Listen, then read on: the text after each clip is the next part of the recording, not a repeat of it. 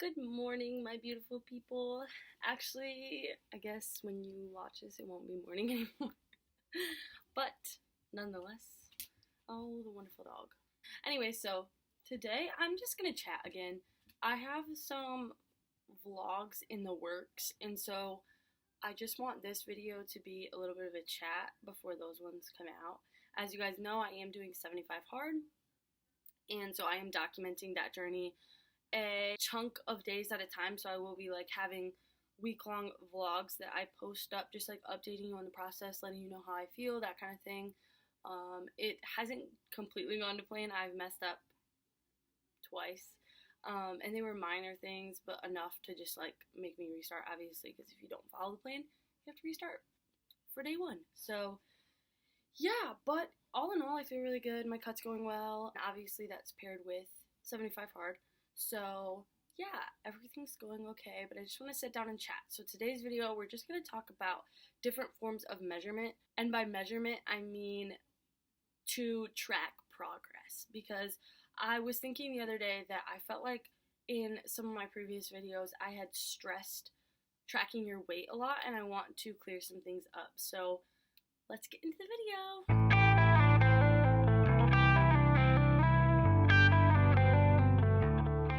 I have previously mentioned that tracking your progress is important, and I want to make that very clear that it is. I think that in order to understand how you're doing in your journey or how things are going, I think it is important to go through the proper measures to be able to accurately measure progress. For most people who are on a weight loss journey, this looks like getting on the scale once a week or whatever. So, a couple ways that I personally have decided to do this are, yes, I do weigh myself, but I weigh myself every single day. And I know that the scale can be a difficult thing for people to get on every day. And also, I do want to say that when I get on the scale every day, I see huge fluctuations in my weight day to day.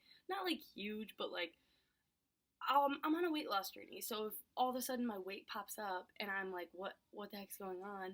It happens. And so I have personally been able to detach myself from the weight that I see on the scale and know that I am seeing downward progress, and that's the end goal. So if my weight bumps up one day because I didn't drink enough water, or maybe I had a little bit more sodium the day before, it's gonna happen, and it's really not that big of a deal.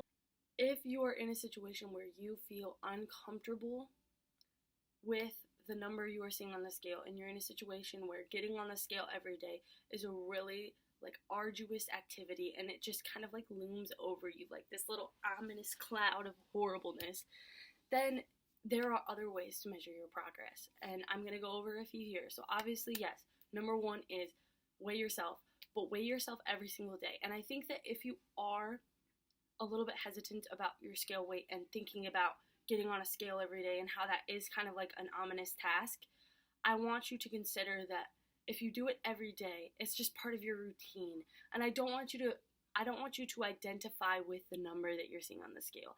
I think too often people identify with their weight when there's so many other markers of like your body and its composition.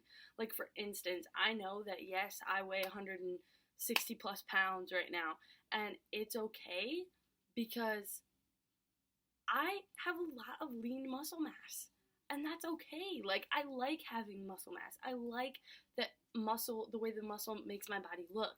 And with that, I get a heavier body weight. And I'm okay with that. I'm okay with weighing a little more because I like having muscle on my body. I like lifting heavy. I like doing things to gain muscle. And I like being athletic. And that's okay with me. And so if you are a more muscular person, or maybe you're really skinny and maybe you're a little self-conscious about that, it's okay, and everybody's body's different, and I understand that it's one thing with someone on the internet telling you it's okay or whatever, but I do want you to start to not identify so directly with the weight you see on the scale, because I think that that gets in a lot of people's way of their progress. They get down on themselves if they don't see progress every single day when they're weighing themselves, and I get it. Like, I totally get it. I weigh myself every day, and it is, sometimes I'm like, man, I hit my macros perfectly yesterday. Like, why didn't my scale weight move literally at all?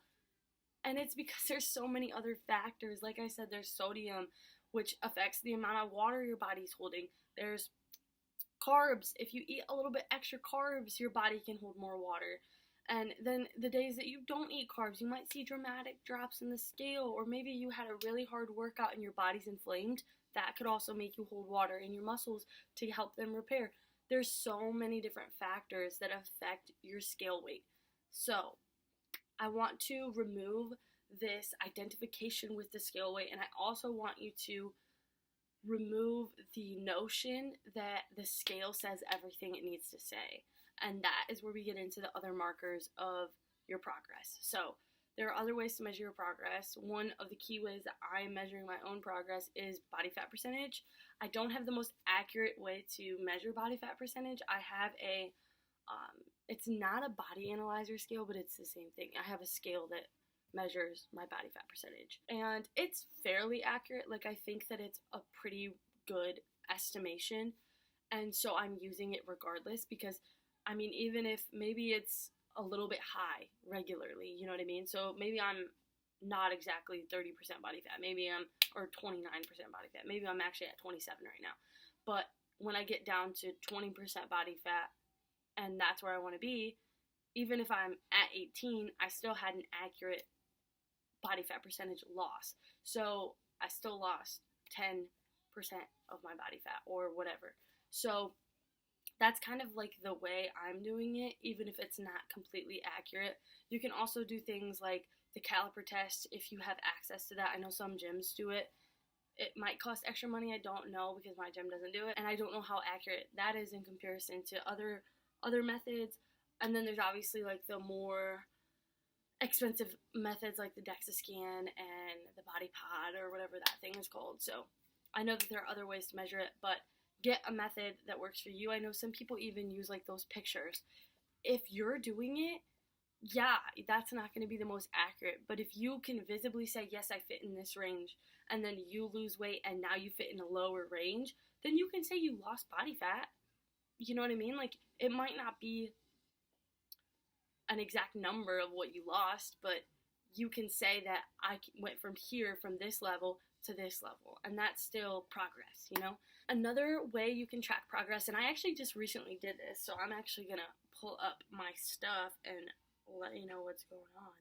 I was thoroughly impressed by some of it. I have recently tried to do body measurements, so I have my body measurements written down in my notes. I was pretty excited about this, I'm not gonna lie. So I'm gonna go over the measurements right now with you. I'm really excited about it. I was actually surprised by a couple of the measurements. I didn't expect them. So actually I was really only surprised by one. You could probably guess which one I was surprised by, because it's the only like positive one to have big. So, well, actually I guess calves would be bad. I actually wouldn't be mad if I had thick thighs either, which I do, but like muscle wise. Waist, I'll start there. My waist was 31 inches, which I was not surprised by. My range is usually anywhere from like 28 to 31. So my calf was 14 inches. I did them at the peak too, so just so that's clear. Thigh was 25, 75, so 25 and 3/4 inch. I did the like upper, like the widest point, so I did the upper part, and I was flexing, but for the upper part that matters a little bit less. It would have mattered for like by my knee, but again, and then for my bicep, I got 13 and a half, and I was jacked about this. Like, I was like, I'm gonna have 12 and a half inches. And my boyfriend was like, no, you're not. Like, you're not that big. And I was like, I bet I'm 12 and a half. And then I got 13 and a half. And I was like, boom. So I was super, super excited about that. Especially because he was talking shit. And then he was only like 16 and 3/4. Or no, I think he was like 17 and 3/4. So that's actually pretty big. But I was like, bet. So my goal for this cut is, obviously I want to lose some off my thighs and my calves and my waist. but I would like to optimize and keep as much of my bicep measurement as possible.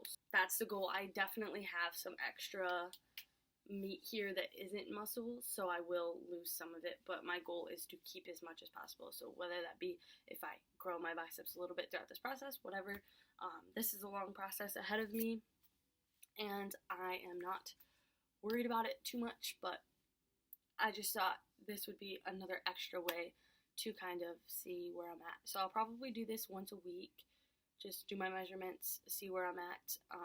I don't expect it to change that much from week to week, but I would like to kind of keep like a little bit of a log on it, mainly because this is the only time I've ever actually done this. I've never measured my waist before, so I know what waist I am based off of my previous jean sizes, which some girls will know what I'm talking about. So, but yeah, so that's another way I'm doing it. If you have other methods, leave them down in the description box below. I would love to know what you do to track your progress.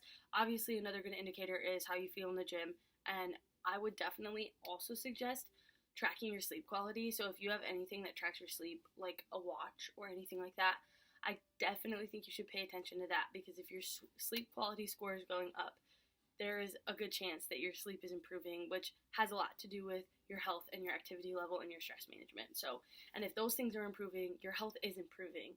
Regardless of if the scale is going down, there are other ways to measure whether or not your health is improving. And that's the main point. Obviously, most of us as human beings care about aesthetics. And yeah, I would say that I also care a little bit about what I look. But I care more about how I feel, and feeling healthy and feeling fit and feeling like my workouts are good and feeling like my health is good and feeling like just healthy, man. Like that's like the end goal. I want to be healthy, I want to be fit. And so let's get fit, let's get healthy, let's do this.